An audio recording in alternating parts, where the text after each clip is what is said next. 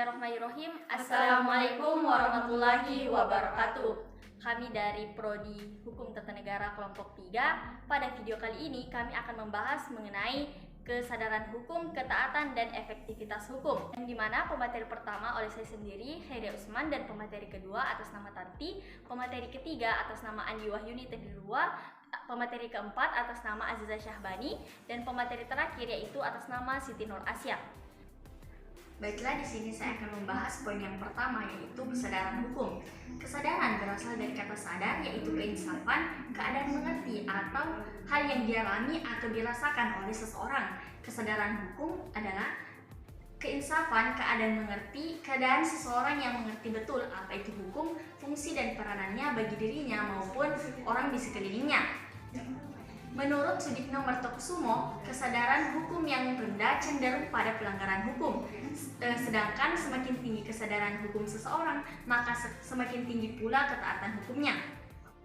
Kesadaran hukum merupakan konsepsi abstrak dalam diri manusia tentang keserasian antara ketertiban dan ketenteraman yang dikehendakinya. Kesadaran hukum sering dikaitkan dengan pentaatan hukum, pembentukan hukum, dan juga keefektivitasan hukum. Kesadaran hukum merupakan kesadaran nilai-nilai yang ada dalam manusia tentang hukum yang ada, di mana kesadaran tersebut ada pada diri sendiri tanpa paksaan dan tanpa tekanan dari orang lain maupun perintah dari luar untuk menjalankan atau tunduk pada hukum yang berlaku. Dengan berjalannya kesadaran hukum di dalam masyarakat, hukum tidak dapat menjatuhkan sanksi sebab sanksi hanya dijatuhkan kepada warga-warga yang terbukti melakukan pelanggaran hukum. Selanjutnya, peran dan fungsi membangun kesadaran hukum dalam masyarakat pada umumnya melekat pada institusi sebagai pelengkap masyarakat yang dapat dilihat dengan yang pertama yaitu stabilitas. Kemudian yang kedua, memberikan kerangka-kerangka sosial terhadap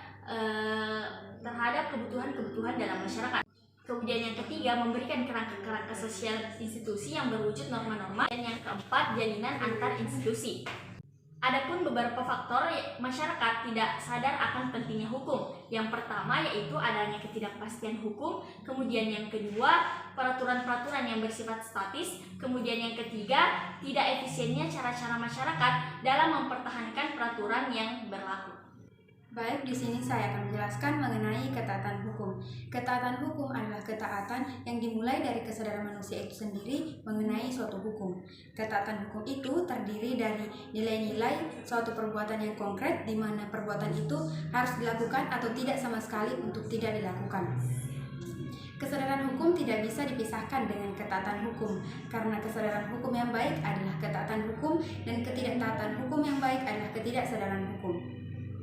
Suatu pernyataan ini tidak bisa dipisahkan karena merupakan suatu sebab akibat dalam suatu pernyataan hukum.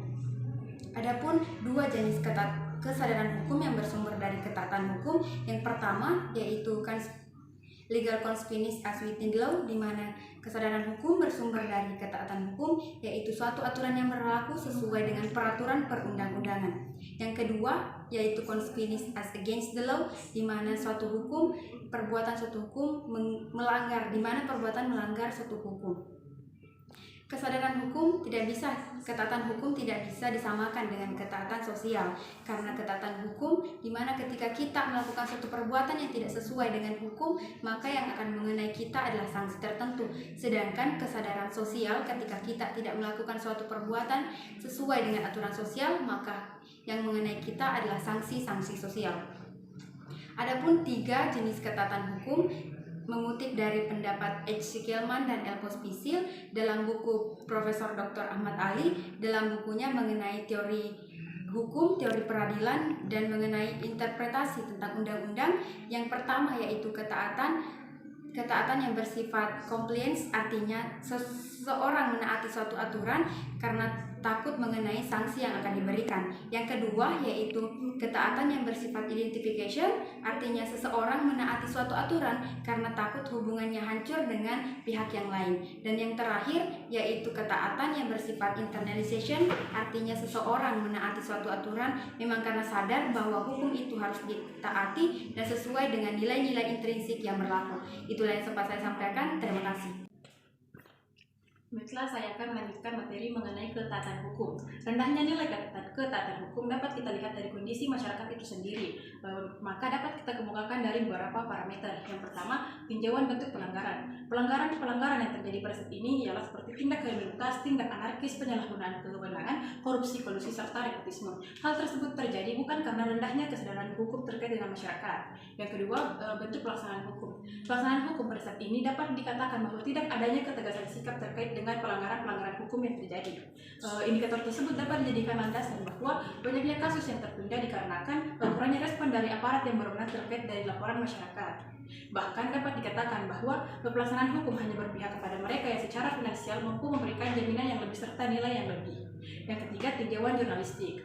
Peristiwa-peristiwa ataupun pelanggaran hukum hampir setiap hari dapat kita baca melalui media cetak ataupun elektronik dan dapat juga kita akses melalui internet. Namun harus kita akui bahwa terkadang jurnalistik mengusung sensasi dalam pemberitaan. Bukan karena apa, sensasi merupakan salah satu pendukung untuk menarik perhatian masyarakat untuk membaca berita tersebut. Yang keempat adalah dari segi tinjauan hukum. Dari segi hukum, maka makin banyak pemberitaan tentang pelanggaran hukum, kejahatan serta kebatilan, maka akan banyak terjadinya outrage atau ketidakadilan. Hal ini juga memberikan implikasi berkurangnya toleransi dalam masyarakat itu serta mengurangi kewibawaan dalam masyarakat itu. Adapun pemahaman menjelaskan bahwa sesungguhnya kesadaran hukum yang baik adalah ketaatan pada hukum dan kesadaran hukum yang buruk adalah ketidaktaatan pada hukum.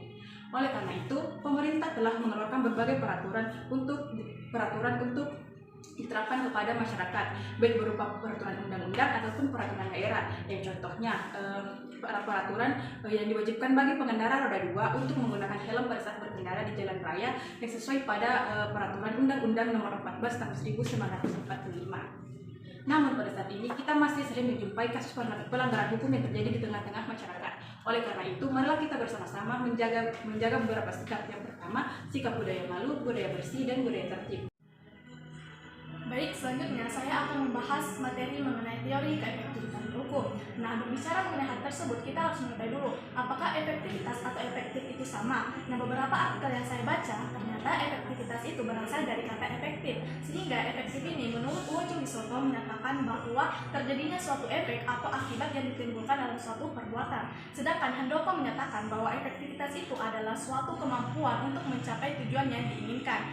Efektivitas itu sendiri mengandung arti keefektifan, pengaruh, keberhasilan, atau kemujaratan. Nah, berbicara mengenai keefektifan hukum tidak jauh dengan dua penganalisa variabel, yakni karakteristik dan dimensi. Hal tersebut teman-teman bisa saja membacanya buku yang berjudul Kapita Selecta Hukum Pidana yang ditulis oleh seorang Profesor Dr. Barda Nawawi Arif. Beliau merupakan guru besar dari Fakultas Hukum Undip. Selanjutnya, menurut Zainuddin Ali menyatakan bahwa keefektivitas hukum itu adalah suatu kejadian yang dilihat dari suatu teori itu sendiri. Jadi dapat disimpulkan bahwasanya efektivitas hukum itu adalah kesesuaian dari kesesuaian yang diatur dalam hukum dalam keberadaannya. Maka dari di sini saya akan menyampaikan juga teori keefektivitas hukum menurut Soeharjono Saikanto, menyatakan bahwa efektif atau tidaknya suatu aturan hukum dapat ditentukan oleh 5 faktor. Yang pertama, faktor hukumnya sendiri, yakni undang-undang. Yang kedua, faktor penegak hukum itu sendiri, yakni pihak-pihak yang menentukan atau menetapkan hukum sendiri. Yang ketiga, faktor sarana atau prasarana yang mendukung penegakan hukum. Yang keempat, faktor masyarakat. Dan yang kelima, faktor kebudayaan sebagai hasil karya rasa cipta sebagai aturan yang terdapat di dalam hukum itu sendiri.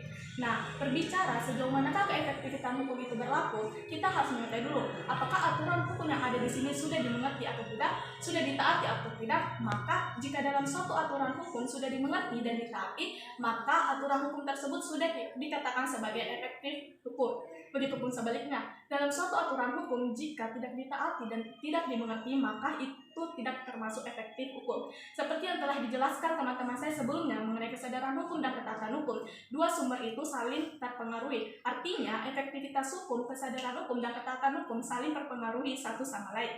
Jadi, kesadaran hukum dan ketaatan hukum, dua unsur tersebut harus terpengaruhi sehingga efektivitasnya hukum suatu aturan bisa dikatakan 100% efektif.